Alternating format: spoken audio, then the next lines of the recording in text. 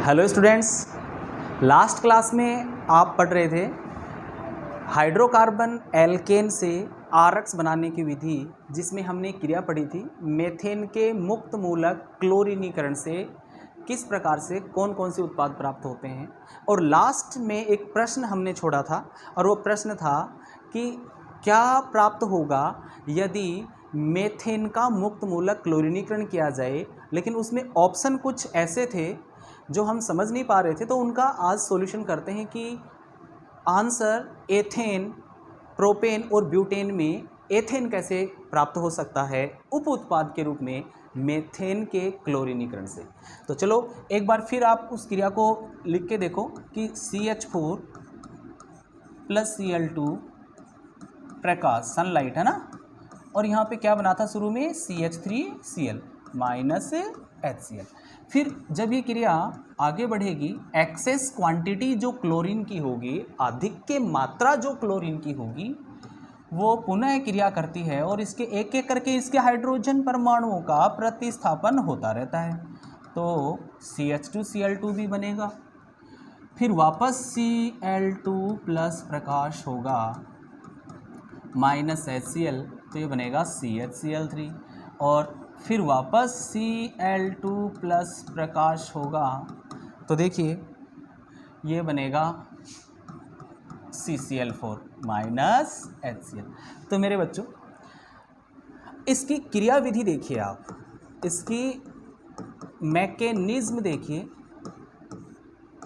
क्रिया विधि, इससे आपको यह समझ में आएगा कि उप उत्पाद के रूप में एथेन कैसे बनता है।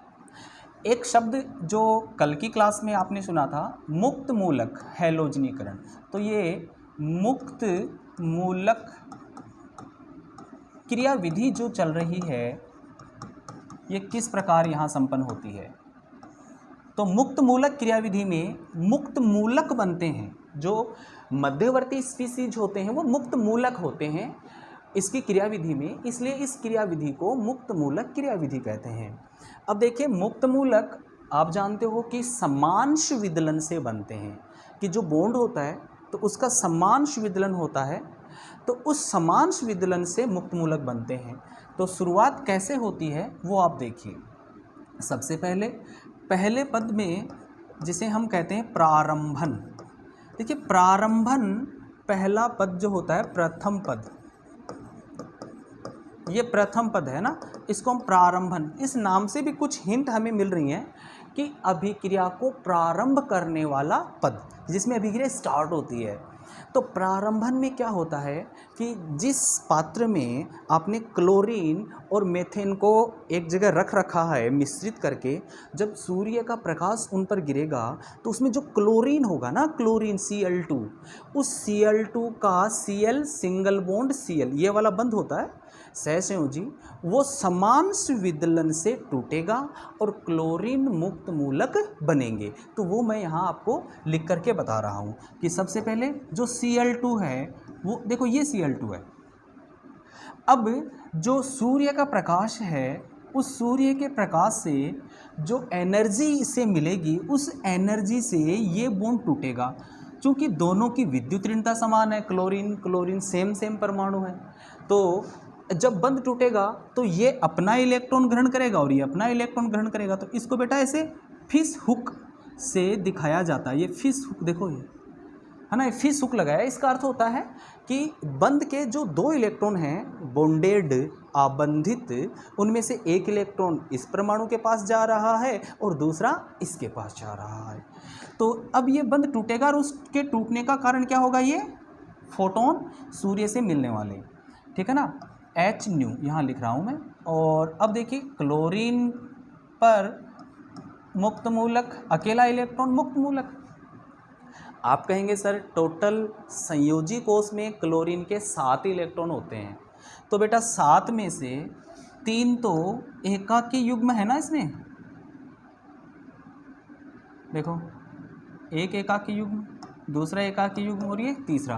तो ये तो एकाकी युग्म है ना, 2 इलेक्ट्रॉन जब साथ होते हैं पेयर में ना, जोड़े के रूप में, तो वो एकाकी युग्म है। लेकिन अकेला इलेक्ट्रॉन है ना, ये अकेला इलेक्ट्रॉन मुक्त मूलक कहलाएगा। तो यहाँ पर मैं बाकी को शो नहीं कर रहा हूँ, ठीक है ना, केवल किसको शो कर रहा हूँ, जो अकेला इलेक्ट्रॉन है जिसे मैं मुक्त मूलक बोल रहा हूँ। तो ध्यान रखिए ये मुक्त मूलक बन गए। अब बेटा आप जानते हो कि अगर क्रियाविधि में कोई धनायन बनता है या ऋणायन बनता है तो वो अपने अपोजिट आयन की डिमांड करता है कि अगर धनायन बना तो वो किसकी डिमांड करेगा, ऋणायन की, और अगर ऋणायन बना तो वो किसकी मांग करेगा, धनायन की। ऋणायन बना तो धनायन की, धनायन बना तो ऋणायन की। वैसे मुक्त मूलक किसको चाहेगा, मुक्त मूलक को क्या चाहिए, मुक्त मूलक, ताकि उसके जैसा एक इलेक्ट्रॉन वाली स्पीसीज, मुक्त मूलक स्पीसीज उसको मिले तो उसके साथ में वो पार्टनरशिप करे, साझा करे और एक नया बॉन्ड, एक नया बंध तैयार करे, बनाए।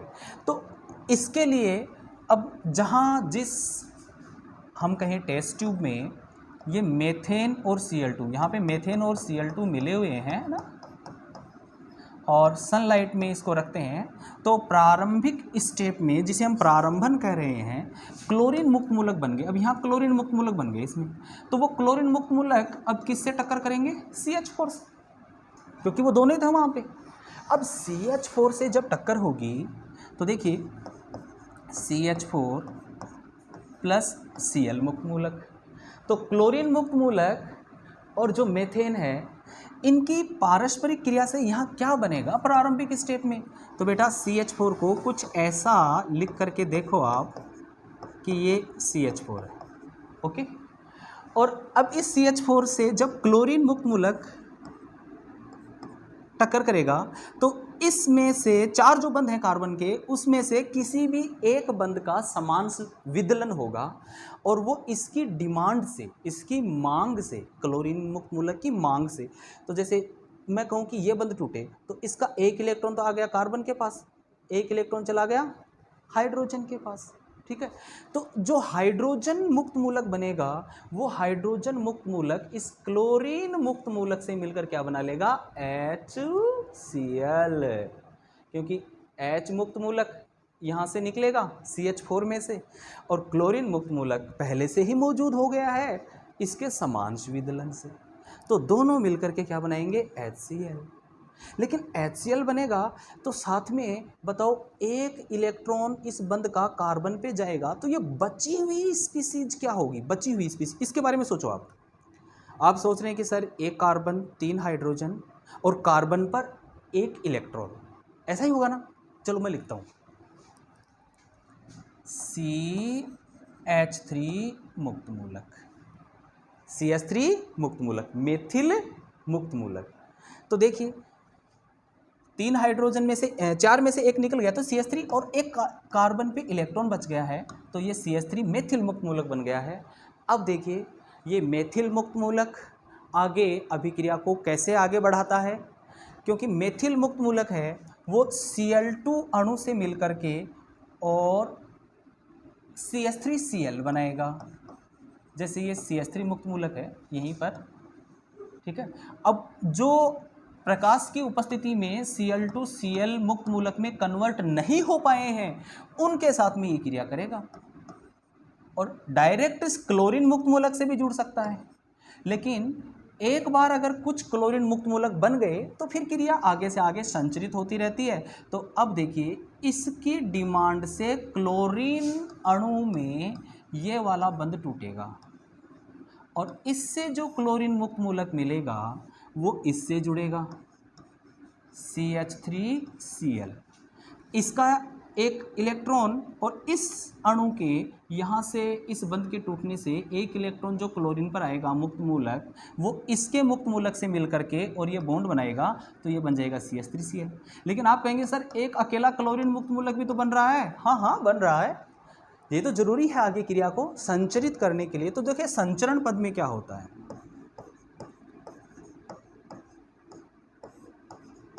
संचरण पद, देखिए संचरण पद वो पद होता है जिसमें क्रिया जारी रहती है, आगे से आगे क्रिया जारी रहती है।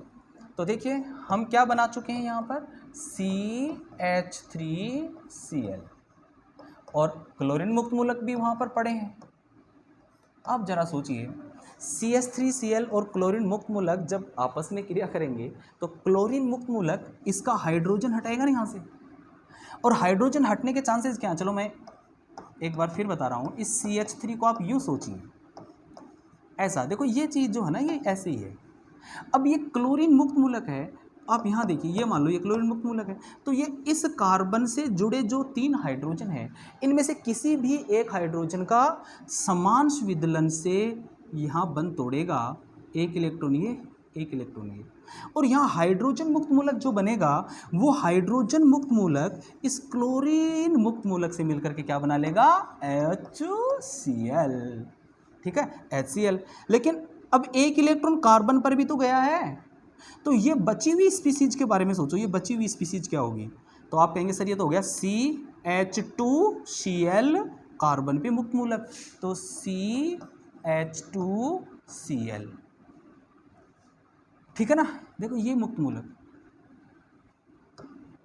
तो मेरे बच्चों अब देखिए आगे, इस क्रिया को मैंने यहाँ लिख दिया है, CH3Cl प्लस क्लोरीन मुक्त मूलक CH2Cl और प्लस HCl, क्योंकि इसका एक हाइड्रोजन इसके साथ मिलकर HCl बनाएगा, तो फिर बचा हुआ ग्रुप होगा CH2Cl मुक्त मूलक।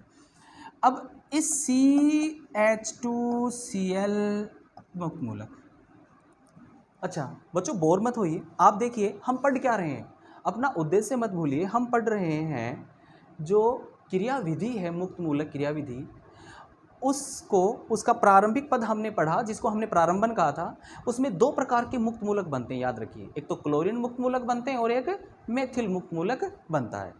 फिर संचरण पद में हमने क्या देखा कि जो प्रारंभिक स्टेप में बना हुआ उत्पाद है वो पूर्णतः स्थायी नहीं है और वो भी आगे क्रिया करता है, इसलिए हमने इसे कहा था संचरण पद। और संचरण पद में हमने देखा कि जो मेथिल क्लोराइड है वो क्लोरीन मुक्त मूलक से और क्रिया करके और CH2Cl मुक्त मूलक बना रहा है। तो बेटा मुक्त मूलक तो स्थायी है नहीं, तो ये भी आगे किसी से क्रिया करेगा, तो किससे करेगा, Cl2 से। तो Cl2 को लिखूँ मैं, तो Cl2, ये लो, ये Cl2।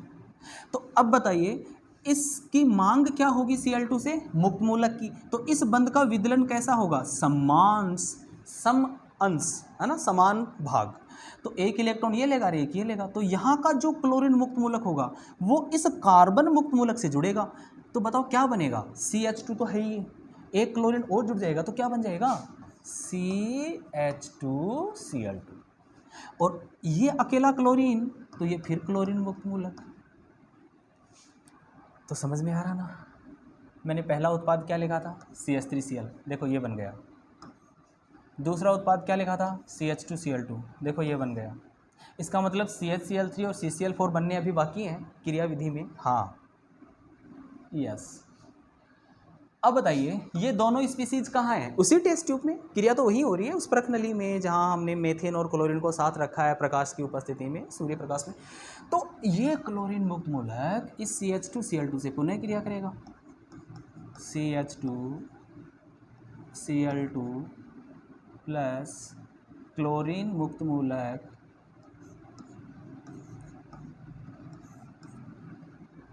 अब ये क्लोरीन मुक्त मूलक देखो, ये वाली स्पीसीज मैंने यहाँ लिखी है कि ये आगे क्रिया करेंगी, तो उसको मैं एक दूसरी क्रिया के रूप में यहाँ दिखा रहा हूँ। तो ये किसकी डिमांड करेगा, मुक्त मूलक की, तो 2 हाइड्रोजन में से एक हाइड्रोजन मुक्त मूलक इसके साथ मिलकर क्या बनाएगा, HCl, एक हाइड्रोजन मुक्त मूलक। तो यहाँ से एक हाइड्रोजन हटा के सोचो कि बची हुई स्पीसीज क्या होगी, CH, एक ही H है ना, 2 में से एक H Cl मुक्त मूलक के साथ चला जाएगा, तो CHCl2 मुक्त मूलक है ना, यही सोच रहे हैं ना आप, यही बिल्कुल सही सोच रहे हैं, वेरी गुड बेटा, ध्यान से देखते रहो। और यहाँ एक हाइड्रोजन जो हटा वो क्लोरीन से मिलकर के क्या बना रहा है, HCl, ओके।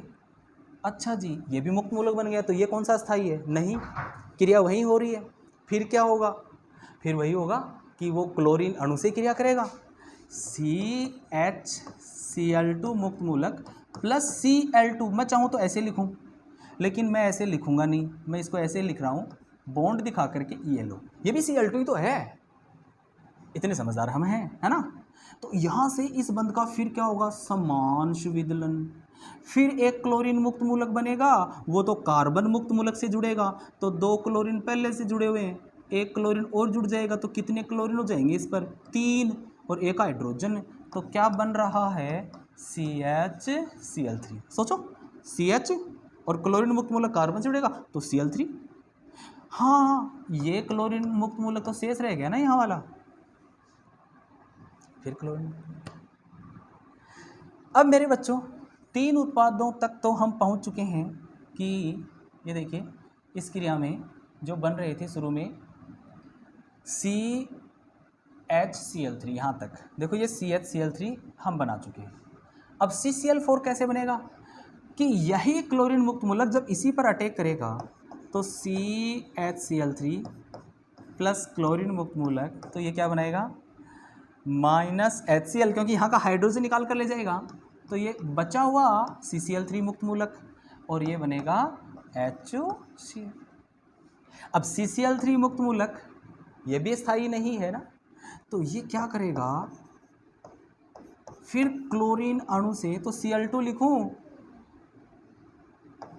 ये लिख दिया, और इसका समांश विदलन होगा तो क्लोरीन मुक्त मूलक इस पर जुड़ेगा तो 3 है, एक और जुड़ेगा तो जो लास्ट उत्पाद हमने उस क्रिया में लिखा था CCl4 बन जाएगा। तो देखिए क्रिया में 4 प्रकार के उत्पाद बन रहे थे ऐसे, ठीक है। ये संचरण पद यहाँ पे पूरा होता है और क्लोरीन मुक्त मूलक। अब आपके मन मस्तिष्क में कुछ सवाल हैं कि सर आपने तो एक जो प्रश्न लिया था वो प्रश्न लिया था कि क्लोरीन मुक्त मूलक मेथेन के मुक्त मूलक क्लोरीनीकरण से बनने वाला उत्पाद क्या होगा, और उसमें जो ऑप्शन थे वो थे एथेन, प्रोपेन और ब्यूटेन। ऐसा तो क्रिया विधि में भी कहीं नज़र नहीं आया। काफ़ी पेशेंस रखा आपने, काफ़ी देर तक सुना, ध्यान से देखा, अभी तक उत्तर नहीं आया वो, तो चलो 1 मिनट और देख लो।